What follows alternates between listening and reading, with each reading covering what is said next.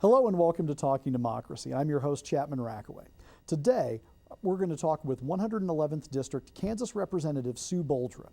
Representative Boldra is serving her first term in the Kansas House of Representatives and currently serves on the Education, Agriculture and Natural Resources, Energy and Environment, and Utilities and Telecommunication Committees. We're talking the State House here in Kansas today on Talking Democracy.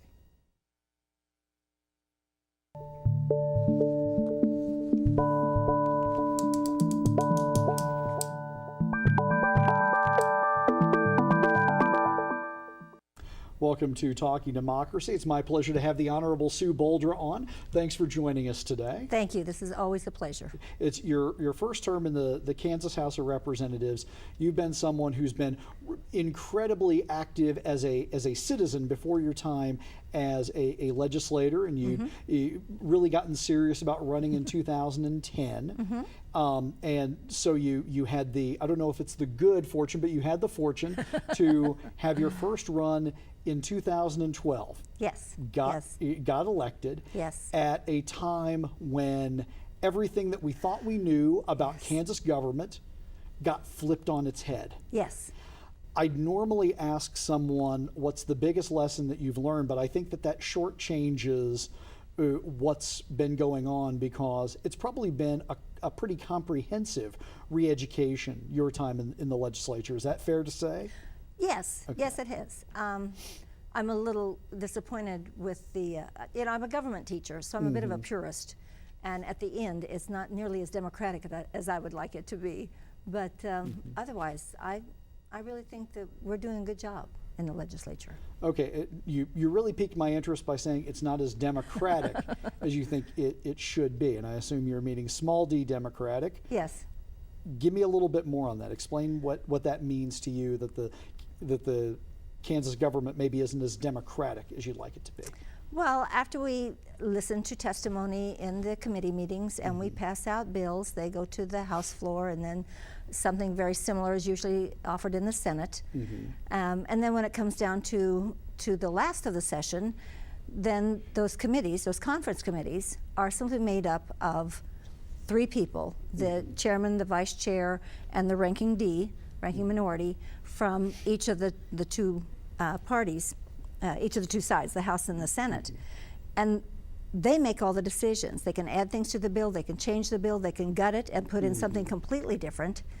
And then something comes in front of us to vote on that has never come out of a committee, kind of just made of thin air while they were discussing these things, and those are the things we have to vote on in the end. And that's the part that I really think that anything that we pass legislatively should have been discussed in a committee, worked in a committee, heard testimony on either side, had people come to debate it. Then you have a representative democracy. But when just a small handful of people, and then if you agree to disagree, it's only the ranking, the majority party on either side, so it only takes 4 votes to get it onto the floor and to be voted on. And those are the things that, and I don't know, maybe it's always really been this different way. from the textbook view. Absolutely. I'm just a bill sitting on top Capitol Hill and Schoolhouse Rock, and it doesn't work that way. Why do you think that is? Because you've been a student of government, and so you can understand that there's pathologies in every legislature and that they might not work quite according to the textbook. Why is it you think that we deviate from the norm here in Kansas? Well, I don't know that we deviate from the norm. Okay. I mean, I haven't been there, but the last 2 years, obviously. I don't know what happened before. Maybe this is just the way we've always done. I don't know that. I've never worked in another state. So I'm just not pleased with the norm. Okay. Well, let's talk a little bit more when we come back from this next break about how that weird little pathology has been playing out in this legislative session. And we'll return with that conversation in just a moment. In the Media Studies Department at Fort Hays State University, opportunities are there for the taking. Media Studies students are taught the abilities and skills needed to succeed in collegiate and professional life. Within the department, students are able to learn, develop, and perfect their skills by producing award-winning shows and broadcasting live on radio. With a hands-on experience available, the Media Studies Department offers students the experience for their future today.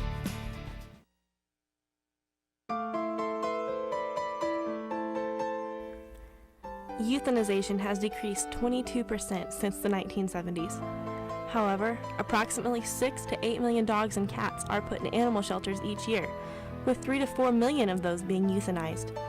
Today's average animal shelter contains over 25% of dogs that are purebreds. Most pets come to find themselves in shelters for a variety of reasons: family tragedies, unlucky circumstances, or irresponsible owners.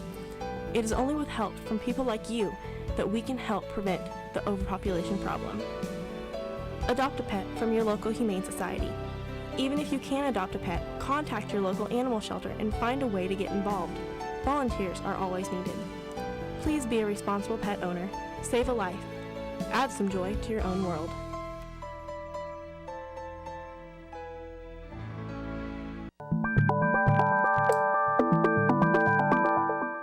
Back on Talking Democracy with Sue Boldra. Give me for instance, was there one particular bill, or maybe there were a couple of bills that were particularly frustrating as how they got changed in conference? Well, last year we passed a bill called the Innovative Schools District Act, and allowed districts to kind of veer off from the normal state mandated whatever and kind of do their own thing. Have more control over their curriculum, Right, a little bit more right. selective on students and so And as on. a teacher, I always thought that I would like that. You might have a longer class period or longer days or a shorter year, but you'd still have to make sure everybody got the information. But you might have whole afternoon seminars instead of 7-period classes or 4 periods a day. You might be able to integrate classes. I taught a literary history class where we had the junior American literature, and we infused it in my junior American history, and we taught the course in a 2-hour, actually then it was a 3-hour block because we had 1.5-hour classes. And of course then we were our own demise because it became very popular, but they couldn't possibly work that into 2 or 3 of those sections with 2 teachers doing that and it taking up so much time. So those are the kinds of innovative things I thought. And in our bill that was passed, there would be a total of 10 schools could apply for it. They had to apply, they had to have a commission, they had to be okayed by the KSDE and others. So there was still an accreditation process, Absolutely. one of the basic safeguards that all schools Absolutely. have to go through. Okay. And then when it went to the conference committee, all of a sudden it became 10%, which changed it from 10 schools to almost 30, to 28 schools, 286 districts. And so that was just my first inkling that this doesn't always roll like I think it's going to. And then of course this year, especially in this last education bill, we never ever talked about, we did not talk about Common Core in education, in our education committee this year. We never talked about... And yet there's a bill, and I believe it's passed, correct me if I'm wrong, that actually bars Kansas from now participating in Common Core? No, the Okay. Senate had one, and it had never passed the Senate Education Committee, and never passed ours, but they tried to put it in that last bill, and then it was... And that got pulled? Yeah, that was all pulled. But the idea of teacher tenure, we never talked about that. That was never anything we discussed. That was kind of out of the blue that this committee came up with. The property tax relief was never in our committee. We did talk about corporate schools last year, those corporate scholarships, but again, it was voted down in the education committee, didn't even bring it up this year. And then all of a sudden, 4 or 5 of these policy things got put into an appropriations bill.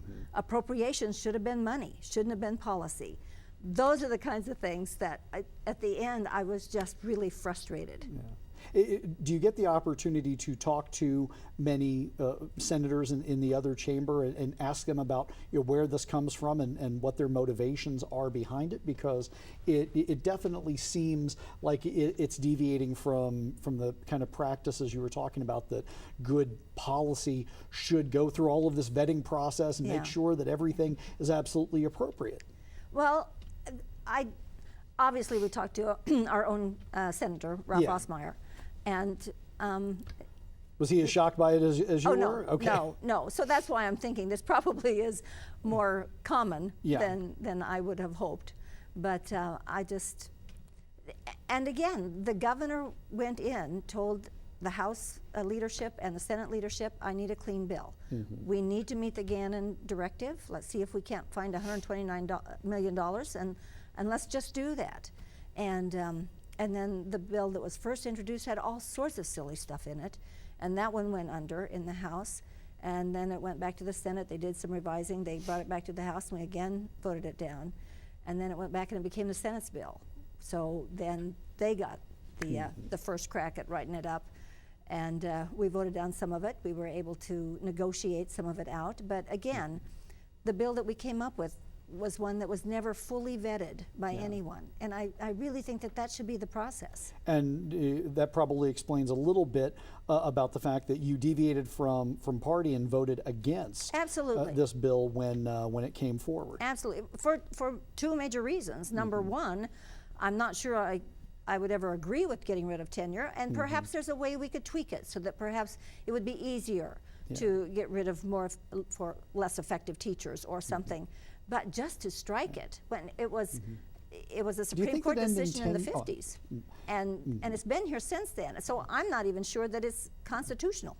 Do you really think that if we end teacher tenure, or now I'm noticing a change in the rhetoric, because I think people look at tenure and they say, oh, that's a nice protection someone else has that I don't, so they tend not to support it. So I'm hearing more people use due process in place. And in Kansas law, we really don't have tenure for teachers in the K through 12 schools. It is a due process right. By ending this, are we really going to get rid of poor performing teachers? In other words, is this a problem or a solution in search of a problem?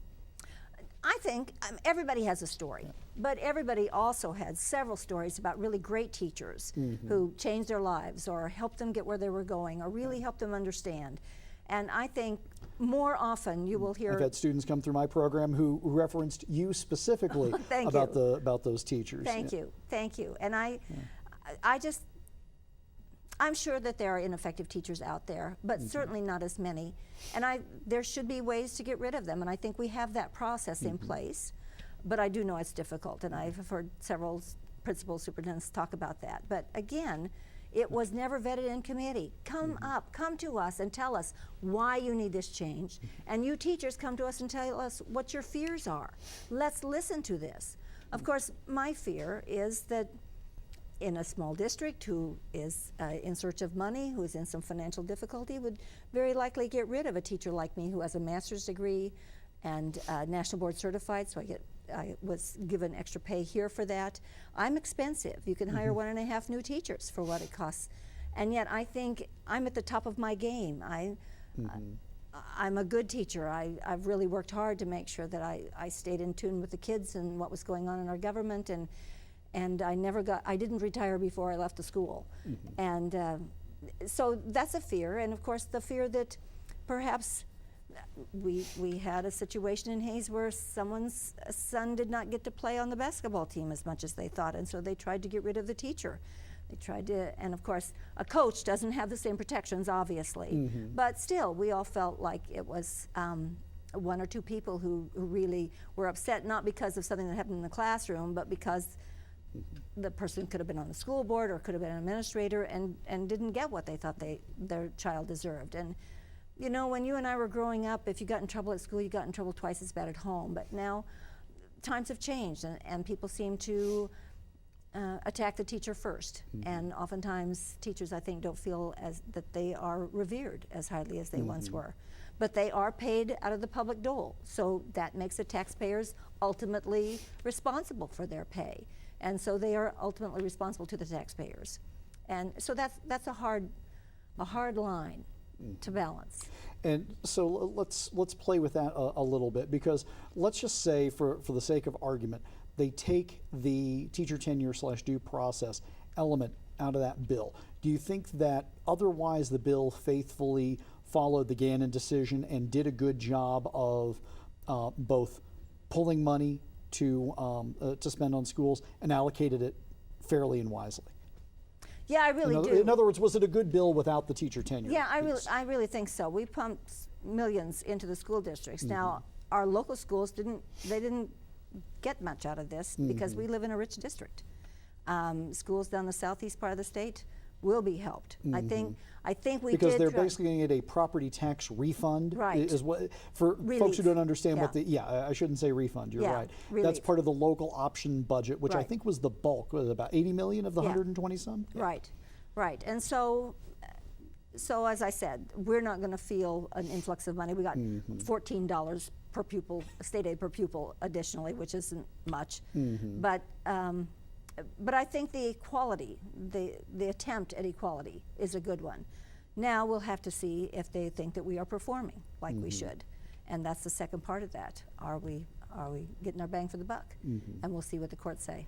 And some of that performance measure tends to come in the form of standardized tests for kids, which again relates to Common Core. And so let me ask you to take your legislator hat off for a second and put your educator hat on. Are we doing well by students and families by having this hyper focus on these standardized tests? Is that really the way we should be assessing whether students are learning? No, that isn't. I have to say, though, I'm a big cheerleader for Kansas schools. We are always in the top 10% of every major test. We do it well here, even though reports now say that our teachers are paid 42nd out of 50. Yeah. But we do it well in But Kansas. if the tests aren't a good, faithful measure of whether kids are learning. However, I have Okay. to say that the new tests are going to be a much better measure when we get the kinks worked out of it. When everyone is kind of on the same page and we're working toward that goal, I think they'll be much better. I know the social studies test of the past was a trivia test. You did teach to the test. They needed to know this person and this person and this person. Now we're going to teach concepts. We're going to teach big ideas. And I think the idea that students will come out of this better prepared for whatever work is out there. You know, they say now we have no idea what those job skills are going to have to be. We know that they're going to have higher order thinking skills. They're going to have to be ahead of the game. They're going to have to be able to work with others. I think that these new standardized tests, I think they'll help us get there. But it's going to be a transitional time. We're going to have some struggles with this for a little while. Okay. Now, and I'd interrupted you there, and you were talking a little bit about the Gannon decision, so I want to go back there.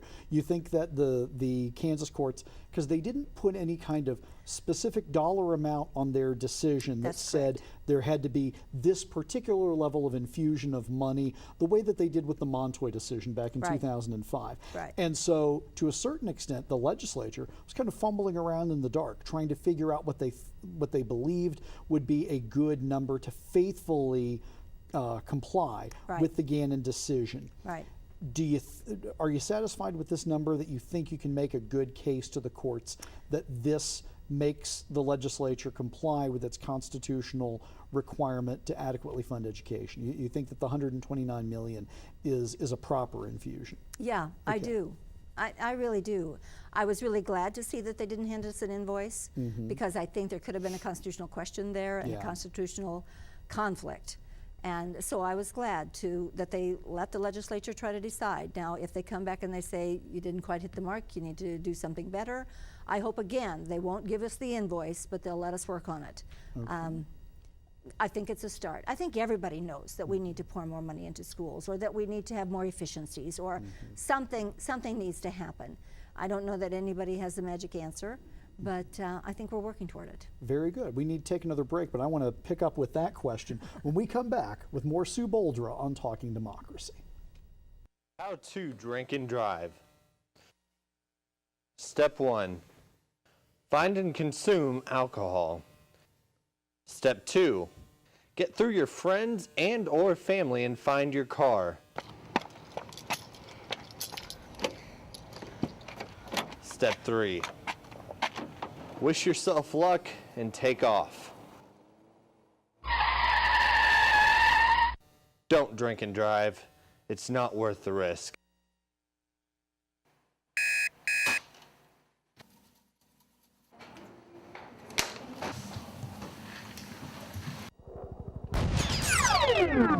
This isn't a good lifestyle to have. Quit hitting the snooze button. Get up and go in the morning. Feeling fresh and clean helps boost your self-confidence.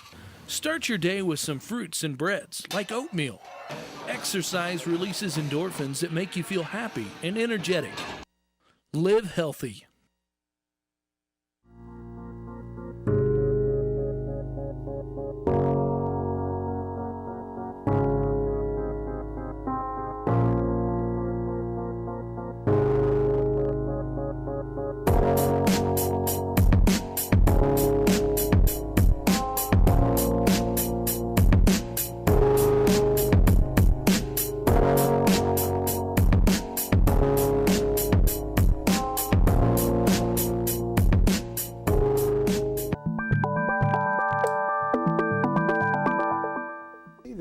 Sue Boldra, state representative from the 111th District here in Hayes. You kind of ran down a bit of a laundry list of things that you thought might be good changes to education policy. Let me give you the keys for a minute. Just hypothetically speaking, you're going to change education policy in the state. Give me 1 to 3 things that you would do if people just said, I want to do what Sue Boldra suggests. Well, I really think that some of that money has to be pumped into the classroom. I think that's where we have beautiful facilities all over the state. And of course, the state helps pay for those new facilities, and the new facilities waiting, and many, many different ways that they can access that money. And of course, we need adequate facilities, but I still say that more money has to reach the classroom, and I don't know how we target it. I don't know what that means. Because doesn't that kind of get the state into a place where it's almost micromanaging the local budget? Yes, that's very true. And we continue to say we want more local control. In fact, with the due process, we are now telling schools and negotiating teams, make sure that your school puts due process in the contract. The state is no longer mandating it, but you certainly can in your schools. You can get that back. Let's let the local schools control that. I am all for local control, and we say that all the time. We want more limited government, more local control, and yet we are always asked at the state level to fix this and fix this and fix this. And aren't we kind of even walking that back a little bit? Because a number of things, I'm thinking about the mortgage tax deduction and a number of the limitations that have been placed on local governments. It almost seems like the state is tying the hands of the local governments that they say they want to give more power to. Is that a fair statement? Yes, I think we see that a lot. Yeah, and I continue to say, hey, we're Republicans here. Limited government, more local control. But then the people come. The people come and say, this is what we need. You know, the banks and the realtors have said, let's get rid of that mortgage tax. And the counties are saying, we rely on that money. You're going to have to give us something else. I think we're working on a compromise. I'm sure not everyone is going to be happy, but they have come to us and said, fix this. Because the government lending agencies don't have to charge that. If you pay with cash, you don't have to pay when you purchase a house. So it is sort of directed. It's hurting the little guy who wants to borrow some money to buy a house, and I don't know. This is, like I say, it's a tightrope. It's got to be a rough time as you're sitting in the state legislature thinking about the elected officials at the city and the county level. Sure. That there's been a greater emphasis on what local governments can do at the same time that they've been limited in the options that they have. And so I'm starting to hear a number of folks say that they think that the state legislature is passing the buck down to the local level. A fair statement? I hope not, but Okay. I'm sure that's what they see, and I'm sure that they feel that once we do that, we need to help them fund it then. And I hope that our message is that we are going to be a limited government and we're going to let more local control. The problem with that is equity. Obviously, Johnson County is going to raise a whole lot more money with a 1% sales tax than we're going to be doing out in Sheridan County or even Ellis County. So again, if the courts are going to ask for equity in funding, and now in schools, perhaps in counties, perhaps we'll get to that point. I'm not sure how we're going to deal with it, but it certainly raises an interesting question. Yeah, as you start to look at, especially out here in western Kansas, and let's go even further west than here in Hayes, and you start getting into some of those Colorado border counties where you've got less than 5,000 people. They don't have the infrastructure there to support increased taxes. Might this be a bit of a backdoor way to kind of force multi-county consolidation? And very possibly, Okay. and they've talked about that a long time, and we even did it in the Kansas City area. So I'm not sure that that's a bad thing. I think we need to start looking at those options. I'm hoping with the ROZ, the Rural Opportunity Zones, and the new oil plays they're finding out there, I'm hoping that we can build up western Kansas. But I think you're right. I think there ought to be some efficiencies someplace. We may have to look at those kinds of things.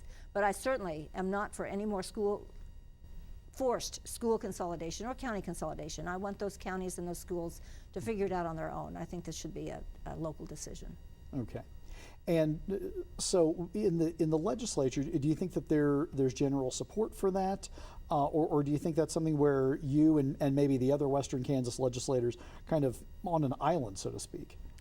That has really been the issue for me. I think we have less partisan divide than I thought, but more rural-urban divide. Yeah. And they don't understand us and we don't understand them. And I think that has been the rift. And if you consider that 75% of our legislators come from 5 counties, we have a difficult time holding our own.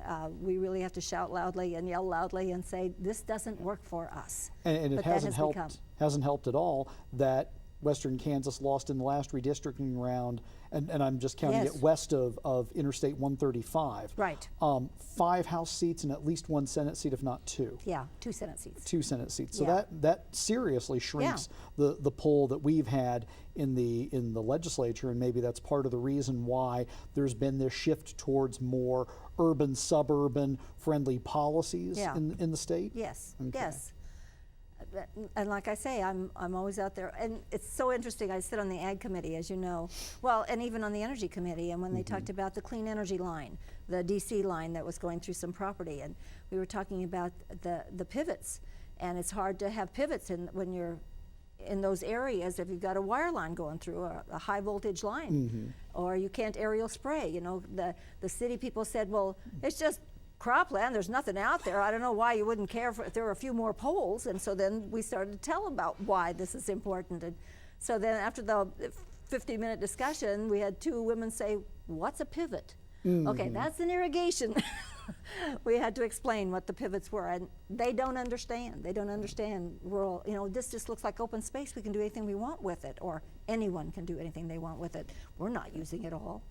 And so there is a real divide, and it's even within your own party. This isn't a yes. Democrat-Republican thing. This is within the Republican Party. Sure. And there's been a lot in the news about what seems to be a lack of consistency, communication, or coordination within the GOP. Everyone thinks that because both chambers have dominant conservative Republican majorities, that this should be something where the governor proposes and the legislature disposes immediately. It's not been that Not way. at all. Not at all. The sales tax sunset last year, and we really saw things blow up earlier this session over what's been known as the Religious Freedom or Discrimination Bill, Right. House Bill 2453.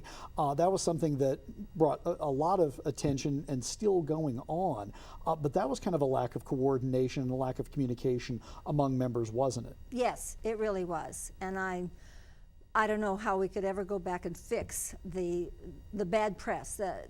People just did not understand that bill. Usually when Kansas makes national press, it's not for good things. Yes, I was asked, how are we ever going to recover from this? How are we ever going to tell the rest of America that Kansas is not just a jerkwater place?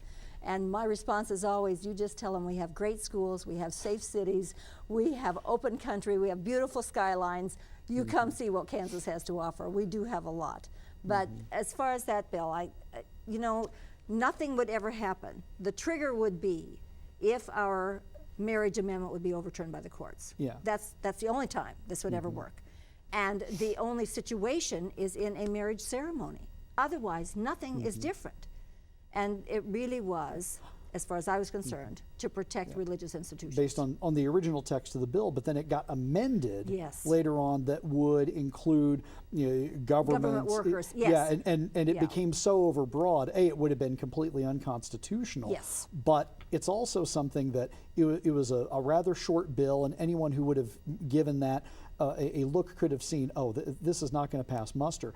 And you kind of pulled the curtain back on one of the truths of legislating that a lot of people were kind of shocked at when you said that we'd basically been sold a bill of goods by sponsors and supporters of the bill, and you hadn't read the bill. That's right. The most outrage that I got from people who just follow a bit of politics but don't follow it regularly is, wait a minute, the folks who vote on this haven't read the thing? and they were shocked. Yeah, and that is true. And I have done a better job. I have read almost every bill that we have passed. But you have to keep in mind, we are all on different committees. When we were discussing something in the Education Committee, one of the women in the audience, something that was very contentious, one of the women came up and said, "Where is my legislator?"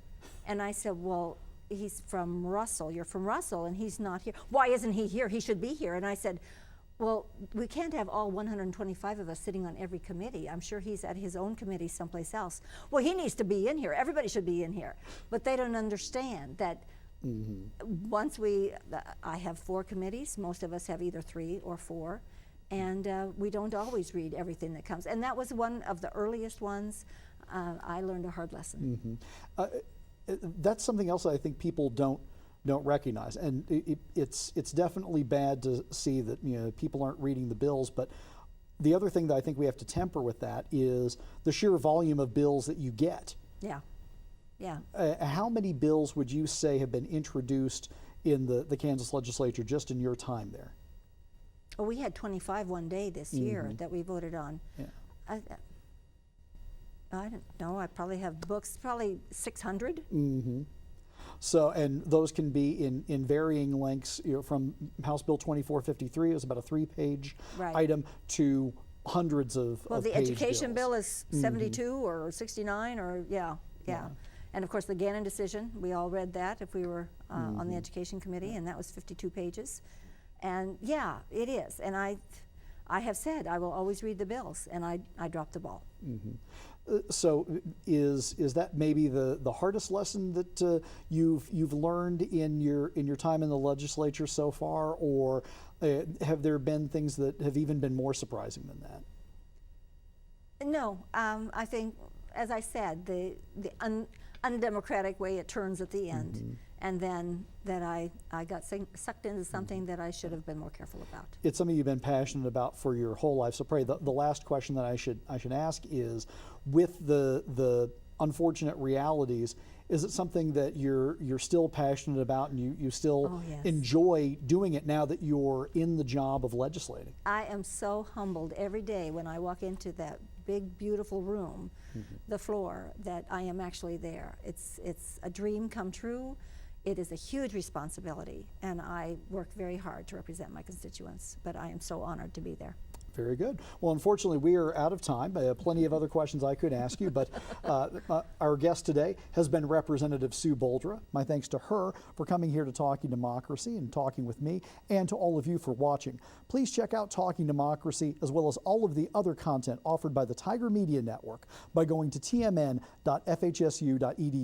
Thanks again for watching Talking Democracy.